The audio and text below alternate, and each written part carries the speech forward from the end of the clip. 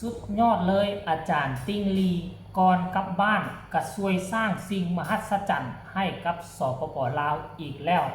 มอบรถพยาบาลให้กับกู้ภัยสายภูเขาควายท่านผู้ชม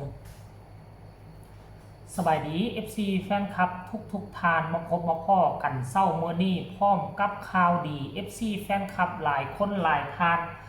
เห็นแล้วก็รู้สึกดีอกดีใจปราบปลื้มใจกับกู้ภัยไทยทันนี่ที่มีชื่อว่าอาจารย์เก่งกาจหรืออาจารย์ติงลีเมื่อวานนี้เดินทางมาอยู่ที่นครหลวงเวียงจันทน์เพิ่นก็ยังบ่กลับบ้านกลับซองได้เพิ่นไปช่วยแนะนำปรับปรุงแก้ไขกู้ภัยแห่งหนึ่งที่มีชื่อว่าน่าจะเป็นกู้ภัยสายภูเขาควายหรือกู้ภัยภูเขาควายอย่างจักอย่างนี่แหละดันบังเอิญมี FC แฟนคลับของอาจารย์ติ้งลีเลื่อมใส่ศรัทธามอบรถพยาบาลมาให้อาจารย์ติ้งลีอาจารย์ติ้งลีทรงมอบให้กับเนาะกู้ภัยสายภูเขาควายทันทีทันใดเหตุการณ์จะเป็นแนวใดเนาะอยากให้ทุกคนไปชมคลิปนี้สากลขออนุญาตเจ้าของคลิปนั่นคืออาจารย์ติ้งลีขั้นเอาคลิปให้เห็นกับพี่น้องป้องป่ายทั้งลาวและไทยจะบ่เห็นภาพบรรยากาศว่ามันเป็นแนวนั้นแท้บ่ว่ามันเป็นความจริงแท้บ่ให้ทุกคนไปชมคลิปนี้พร้อมๆกันเลยทุกคนสบายดีอาจารย์ครับอย่าลืมแนะนำตัวข้าพเจ้าลาน้อยมีว่าติดตามผลงานของอาจารย์มาโดนแล้วเคยไปหาสู่อาจารย์ตลอดครับเคยเห็นผลงานอาจารย์มาปฏิบัติมาแต่โดนมีรถ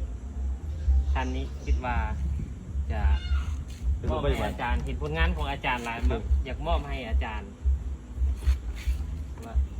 เป็นรถพยาบาลอันนี้ลาน้อยนะครับกับเพื่อนก็ติดตามผลงานมาตลอดมันมีใจท่าอยากจะมอบรถพยาบาลให้นะครับเป็นรถพยาบาลเก่ามือสองเนาะแต่ว่า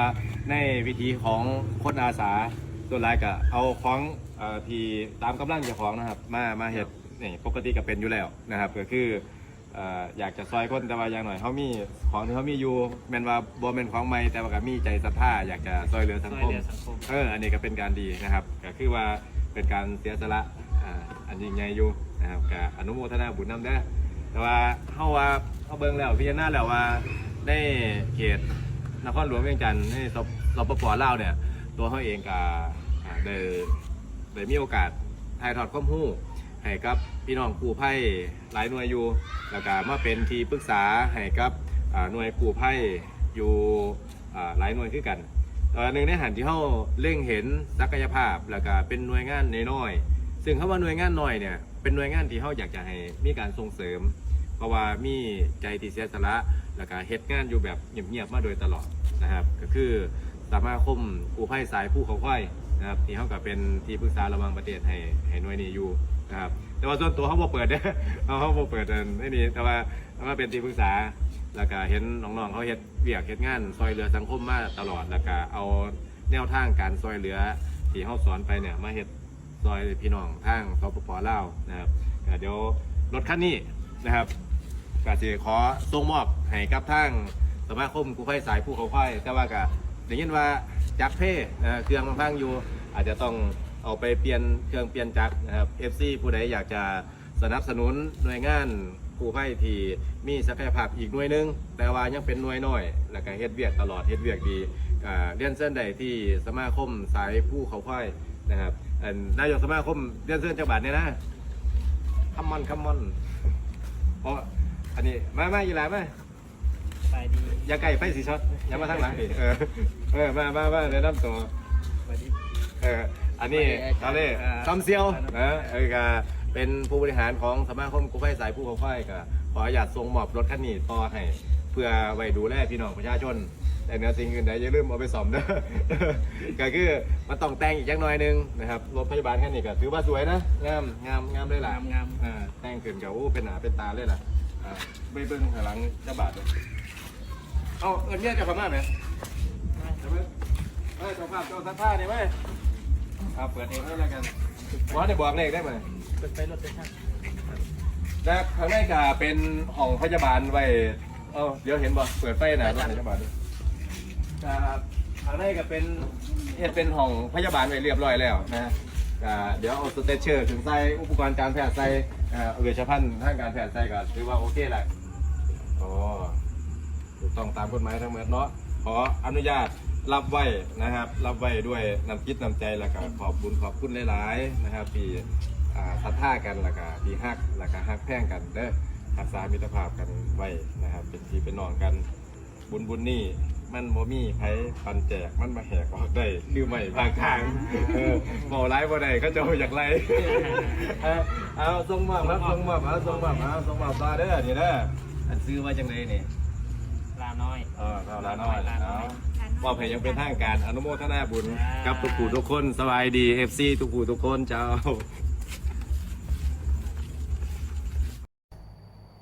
เห็นบ่อยู่ในคลิปเฮาก็จะเห็นผู้มาส่งมอบนั่นก็คือซื้อว่าล่าน้อย ซึ่งเป็น FC อาจารย์รถคันนี้เป็นรถพยาบาลเก่าเนาะน่าจะเป็นรถของเกาหลีน่าจะเป็นรถของเกาหลีอยู่ทางด้านในนี่ก็มีเบาะมีเตียงมีอย่างต่างๆคือครบสุดแล้วเป็นรถพยาบาลแต่ว่าเอาไปปรับปรุงแก้ไขไปซ่อมแปลงหน่อยนึงเพราะว่าเครื่องมันบ่ดีเนาะเอาไปซ่อมแปลงแล้วก็น่าจะใช้ได้เนาะซ่อมแปลงแต่เครื่องหั่นเพราะว่าเครื่องในนี่สภาพแวดล้อมอยู่ทางในนี่คือพร้อมใช้งานแล้วไปซ่อมเครื่องให้มันติดจักรได้แล้วก็สามารถเอาไปช่วยเหลือประชาชนได้เลยทุกคนเลยก็ว่าอยู่เป็นอย่างอาจารย์ติ้งลีมาฮอดเวียงจันทน์ก็หลายวันแล้วแต่ว่าบ่เห็นเพิ่นเป็นกลับบ้านกลับซองจักเทื่อเพิ่นมีภารกิจเนาะมาเป็นที่ปรึกษาให้กับกู้ภัยลาวหลายสมาคมหลายองค์กร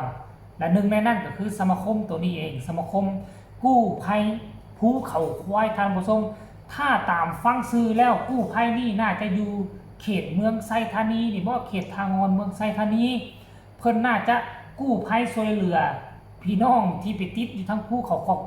ควายที่เพิ่นขึ้นไปลงป่านี่หรือบ่ท่านผู้ชม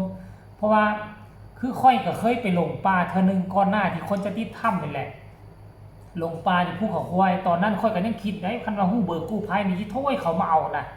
ให้เขามาหามลงให้เขามาเอาหรือว่าคันมีฮอก็ใช่ฮอมาย้อนเสือกเอารถน่ะเสียเท่าไรค่อยก็สิเสียได้ตอนนั้นน่ะค่อยไปลงป่าที่ภูเขาควายประมาณต้นเดือนแล้วนี่ก่อนที่คนจะติดถ้ำนี่นะทุกคนพากันไปเลาะไปนอนป่าว่าซั่นดิปกติเขาเจ้าพาชาวบ้านเขาเจ้าพากันย่างชั่วโมง2ชั่วโมงฮอดแล้วตอนมื้อไปเฮาย่าง6ชั่วโมงมื้อกับ8ชั่วโมงทั้งที่ระยะทางมันบ่ขนาดนั้นแล่นเขาเจ้าย่างชั่วโมง2ชั่วโมงฮอดแล้วคน6คนมันเหลือเสือบ่มีคนพื้นที่1คนหลงทางทุกคนเอ้ยฝนตกอีกตืมหลงทางย่างกัน8ชั่วโมงพวกเจ้าคิดเอาขานี่ลอยหมดจากมันความเจ็บความปวดใจนี่สู้เพราะว่าใจนี่ย่านตุยเด็กสู้บัดยางออกมาฮอดทางไงล้มฟุบขาลอยยางบ่ได้โอ้นอนเป็น 3-4 คืนพุ่นน่ะเวลาล้มโตลงนอนน่ะสิตื่นเข้าไปเข้าห้องน้ำเลยตื่นบ่ได้ขานี่สั่นดึกอยู่ความเจ็บบูซึกโตเลยนะอันนี้แหละทางผู้ชมกู้ภัยน่ะแสดงความดีใจนำ FC น้ำกู้ภัยสายใจผู้เขาควายเนาะสายผู้เขาควายแล้วก็ขอแสดงความอกความใจนำ FC แฟนคลับของอาจารย์ติ้งลีนะที่สำคัญคืออาจารย์ติ้งลีนั่นแหละเนาะท่านผู้ชมขอให้ทุกคนมีสุขภาพร่างกายแข็งแรงพบพ่อแต่สิ่งดีๆพากันทำบุญด้วยกันสำหรับคลิปนี้กันล่าท่านผู้ชมเป็นเพียงซ้ำนี้ก่อนเด้อทุกคนสบายดี